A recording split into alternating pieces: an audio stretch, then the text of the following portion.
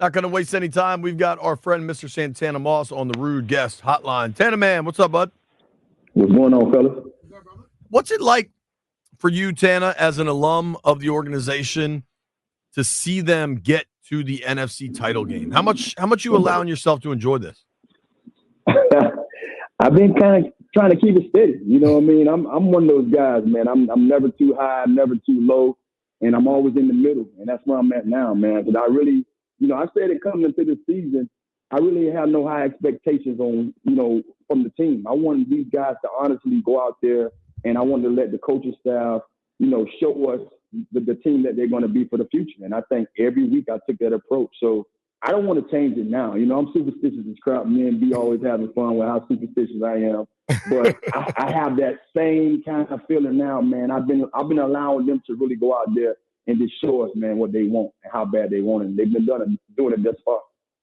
When you watch offensively, the way they're able to kind of work the ball short, they have that short passing game working, and then Jayden's able to find the deep shots. Like the deep shot to De'Ami Brown was such a good, great pass. Great pass. Mm-hmm. What do you think receivers must think when they get to play with Jayden Daniels? Man, you know what? I think a few things that stands out to me. One, you got to give a lot of credit to Cliff Kingsbury for putting him in great positions. I think putting him in great situations. I think if you look at some of the situations that he's been involved in these moments when he's getting those opportunities, that's a lot of credit to Cliff just having the right kind of formula for him to be able to be, exceptional in. And then two, it's him, him finding the right person. I think his decision-making is way beyond being a rookie. He's made clutch decisions, man, in critical times, under pressure in moments of games where you don't normally see a guy, in that situation respond that way at his, I guess you can say, this young in the game. So I give credit to both. I give a lot of credit to Cliff for, the situations he's putting them in. And then I got to give the rest of the credit to Jayden for having an answer. He's found a way that no matter what they thrown at him, no matter what they do to try to put him in that situation of trying to punk him at times, he gets up, man, smile on his face, and go out there and go at him again. Yeah, I'm just putting this on your radar because I know how you and I both get when we have some referees going the other way. Yeah. The referees from the Saints game are the ones refereeing this game this week. Wow. Yeah, the one that stopped the clock. And also we found out that they're 6-0 when they referee. But you know what? That curse is going to be broken. That's what I feel. No doubt. No doubt. The Eagles are 6-0 with this group. And I think for the most part, people, like I said before, man, a week ago, whether you want to call it house money or not, man, this team is playing and showing you what you can do when you're coached well as these guys have been coached. So I'm going to lay it on the line. I'm just going to say, man, those guys are going to be mentally and physically prepared, and screw the refs. You know what I'm saying? And they ain't have our back all year, so I ain't looking forward for no refs to come in there and have our back this game. So we gonna handle business just like we've been handling without the refs and all. Yep. Tana, you are close to the team. I mean, you and Brian do all the game day stuff. You're out at the park a couple days a week. What do you think the vibe is for this team, knowing they're going up to Philly, knowing how much does it help knowing they've already beat the Eagles this year? You know what, man? I have to think that with the coaching staff being as cool as they are and understanding that every moment, understanding how to have these guys prepared and ready for every moment, I can tell you that they probably all geeked. You saw them after that game in Detroit, how geeked they was. You saw a lot of stuff on social media, but I'm sure they left that in Detroit. And I'm pretty sure they brought a lot of that spirit with them back home. But, now it's time to prepare. Now it's time to get ready to go out here and really, have something to be excited about. So I'm sure the staff is going to have these guys, tone that down a little bit, when it's over, when they're in the building, it's focus time. It's time to, buy into this game plan and make sure that we're ready. Now, we could be excited. We can be overly excited and act like we've never been here because a lot of guys probably haven't been in this situation. Or we can, I guess you can say, hone in on some of the things that we have to get better at, and then go out there and play the kind of game that we want to play, a flawless game, so we can come home with a W, and then now we definitely have a reason to be excited. What is one of those things you think we have to do to make sure we get a victory? I think more so than anything is slowing down your boy Saquon Barkley. I think that's gonna be the to me the biggest factor of what we do defensively is making sure we can tone him down from having so many those big explosive plays. I think if you tone that down a little bit, be able to slow that down from him, now you force Hurts to go out there and beat you with his arm. And this year it's been hard. He holds on to the ball. And when we went into that Tampa game, that's the first thing we said about Baker. Now we had our hands on Baker in week one, but couldn't bring him down. And when you saw that game, the outcome of that game, although it came down to them having a turnover in the game, but when you look at what Baker was doing, he wasn't as effective with his legs. And I think that's what had them, that's what made that game lopsided in week one. So you go back to what we did to Hurts both times.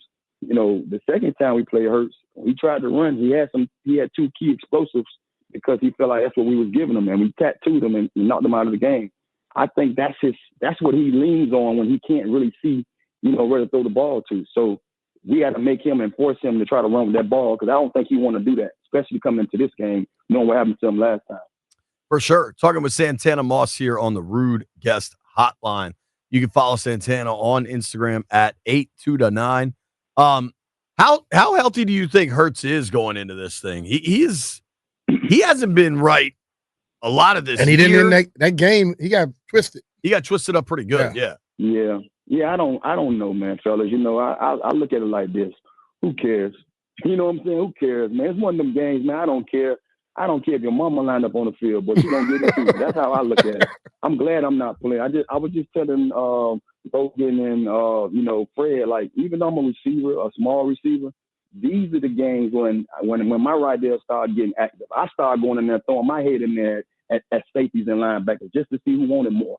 You know what I mean? Like, I've never been in this situation, fellas, so I wouldn't know how to react. I wouldn't know how to act, actually. But I can just tell you one thing. The games I have played in, I played in the divisional rounds 3 times in my year, and trust me, man, I left it all on the field. So just to see these guys make it at this point in their career, this early with this new regime, man, I care if you're healthy or not, man. I'm leaving it all on the field, and I'm pretty sure those guys had that same mindset. I believe it, Tana. It is remarkable kind of how much they've gotten hot at the right time and just have this belief in each other. And I think it starts with being well coached and putting a good roster together. And then when you get play like that from a quarterback, it changes an organization, Yeah.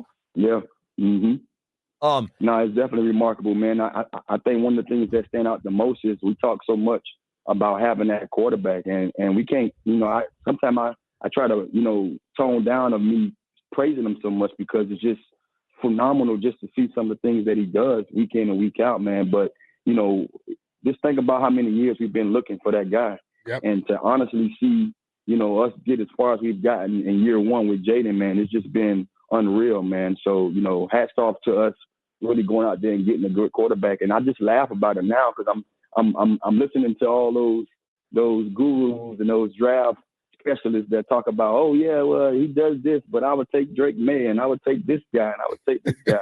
I wonder if they're saying that now. Oh, some of them probably are because they don't want to be proven wrong. I can't imagine. Exactly. I can't imagine. That'd be laughable. Tana, the only real hiccup coming out of that Detroit game was Sam Cosmi getting injured. Cosmi's a great dude and really well liked and played really well. I also thought Trent Scott was pretty damn good against the Lions when Cosmi went out. What does an injury like that to an offensive lineman do to an offense going into such a big game? That's a great question, man. Honestly, I wish I had a good answer for you, man. But all I can say is, man, training them boys got to come with it. Jayden Carter is a force to be reckoned with, man. And he's if we ain't planning on double teaming him, good luck. So that's all I can say about that. This guy is phenomenal, man. When I say, they had a stat that came out the other day that anytime he's double teamed, it's no sacks, no pressures. But when not double teamed, he had 8 or more pressures alone in that game. So that's crazy. That is ridiculous, man.